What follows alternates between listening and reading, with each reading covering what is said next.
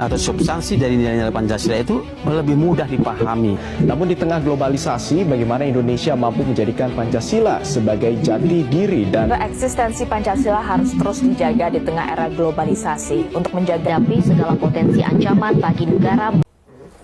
Assalamualaikum warahmatullahi wabarakatuh. Hai, kenalin saya Hikmah Arsyad. Saya dari kelas D, Prodi Manajemen, Fakultas Ekonomi dan Bisnis dengan NIM B100250243. Pada kesempatan kali ini, saya akan membahas sebuah topik yang sangat penting bagi kehidupan bangsa dan negara, yaitu menurunnya kesadaran generasi muda terhadap nilai Pancasila di era digital. Di tengah perkembangan teknologi dan media sosial yang sangat pesat, generasi muda dihadapkan pada berbagai pengaruh budaya, informasi, dan gaya hidup yang tidak selalu sejalan dengan nilai Pancasila. Oleh karena itu, penting bagi kita untuk memahami makna Pancasila serta bagaimana penerapannya dalam kehidupan sehari-hari di dunia baik maupun di ruang digital. Pancasila merupakan dasar negara Indonesia yang terdiri dari 5 sila yang menjadi pedoman hidup bangsa Indonesia. Nilai-nilai yang terkandung dalam Pancasila meliputi ketuhanan, kemanusiaan, persatuan, demokrasi, dan keadilan sosial. Nilai ketuhanan mengajarkan kita untuk beriman kepada Tuhan Yang Maha Esa, serta menjunjung tinggi sikap toleransi antar umat agama. Nilai kemanusiaan mengajarkan sikap saling menghormati, menghargai hak asasi manusia, dan menjunjung tinggi martabat bersama. Nilai persatuan menambahkan rasa cinta tanah air, serta kesadaran untuk menjaga keutuhan bangsa. Nilai kerakyatan mengajarkan pentingnya musyawarah dalam mengambil keputusan. Sementara nilai keadilan sosial menekankan keseimbangan hak dan kewajiban bagi seluruh rakyat Indonesia. Nilai-nilai ini seharusnya menjadi pedoman utama, khususnya bagi generasi muda sebagai penerus bangsa. Generasi muda memiliki peran yang sangat penting dalam menjaga dan mengamalkan nilai-nilai Pancasila. Sebagai agen perubahan, generasi muda diharapkan mampu menjaga persatuan, bersikap toleran, menghargai perbedaan, serta menggunakan teknologi secara bijak dan bertanggung jawab. Generasi muda juga diharapkan mampu menyampaikan pendapat secara santun, tidak mudah terprovokasi, serta menjadikan medsos sebagai sarana penyebaran hal-hal positif dan edukatif. Namun pada kenyataannya masih banyak generasi muda yang kurang memahami, bahkan mengabaikan nilai-nilai Pancasila dalam kehidupan sehari-hari. Menurunnya kesadaran generasi muda terhadap nilai Pancasila dipengaruhi oleh berbagai faktor. Salah satunya adalah pengaruh media sosial menyebarkan konten negatif seperti hoaks, ujaran kebencian, dan provokasi.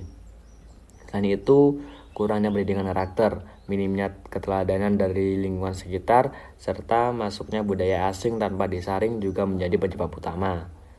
Lingkungan pergaulan yang kurang mendukung nilai kebangsaan buat generasi muda lebih mudah terpengaruh oleh sikap individualisme, egoisme yang bertentangan dengan Pancasila. Beberapa contoh perilaku generasi muda yang tidak sesuai dengan nilai-nilai Pancasila antara lain saling menghujat di medsos, kurangnya sikap toleran terhadap perbedaan, mengutamakan kepentingan pribadi dibanding kepentingan bersama, serta menyelesaikan masalah dengan emosi tanpa musyawarah. Jika berperilaku tersebut dibiarkan, dampaknya dapat berupa lunturnya persatuan bangsa, meningkatnya konflik sosial, melemahnya rasa cinta tanah air, serta tercemarnya keutuhan negara kesatuan Republik Indonesia. Di era digital dan globalisasi, nilai-nilai Pancasila tetap relevan jika diterapkan secara tepat.